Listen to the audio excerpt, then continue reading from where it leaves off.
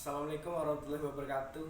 Perkenalkan, nama saya M. Zaidan Aliwan dari 12 MIPA 6. Di sini saya akan menjelaskan tentang politik dan ekonomi pada masa Orde Baru dan era reformasi. Yang pertama adalah Orde Baru. Di sini ada dampak positif Orde Baru. 1. Masa pemerintahan yang lama membuat pembangunan menjadi berkesinambungan. Program pemerintah bernama Pelita atau pembangunan 5 tahun terus-menerus menyambung mulai dari Pelita 1 hingga Pelita 6, sehingga hasilnya bisa dirasakan oleh masyarakat. 2. Pembangunan 5 tahun selama 32 tahun banyak menitik beratkan pada sektor pertanian, mengingat negara Indonesia adalah negara agraris. Hal ini sempat membuahkan hasil manis, di mana Indonesia bisa bersuasembada beras.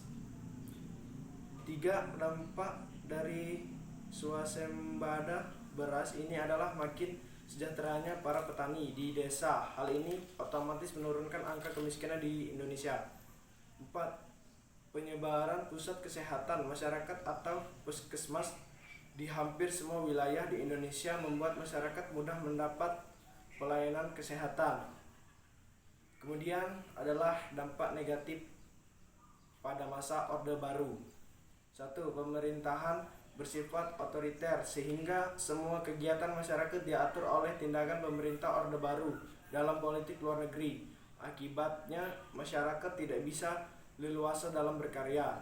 2. Pada masa Orde Baru, atmosfer politiknya tidak sehat karena hanya ada satu partai lambang kekuasaan absolut, sedangkan yang dua hanya sebagai tambahan saja agar Indonesia disebut sebagai negara demokrasi.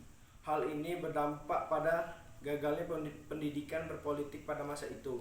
3. Perwakilan rakyat hanya sebagai lambang saja, karena pada dasarnya hanya untuk melenggakkan kekuasaan saat itu. Dampaknya rakyat Indonesia tidak bisa memilih presiden yang sesuai dengan hati nuraninya.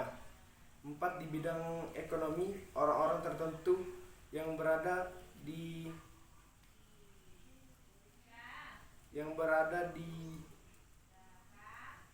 lingkungan berbisnis hingga mengurita korupsi, solusi dan nepotisme merajalela di mana-mana. Dampaknya orang-orang menghalalkan berbagai cara agar tujuannya tercapai.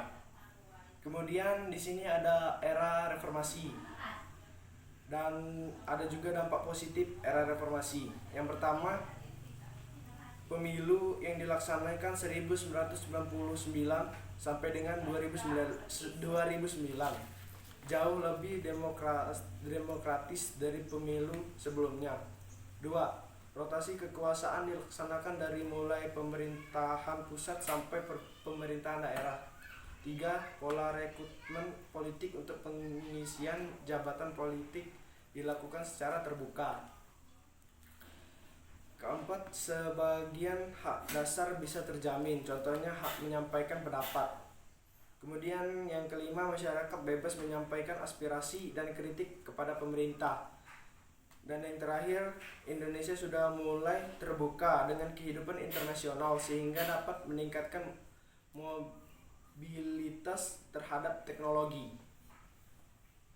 Dampak negatifnya pada era reformasi sini ada kebebasan dalam menyampaikan pendapat semakin tidak beretika. Kemudian banyak demonstrasi yang seharusnya untuk menyampaikan aspirasi kepada pemerintah malah melakukan kerusuhan. Yang ketiga adalah pemerintah belum sepenuhnya dapat. Terima kasih. Wassalamualaikum warahmatullahi wabarakatuh.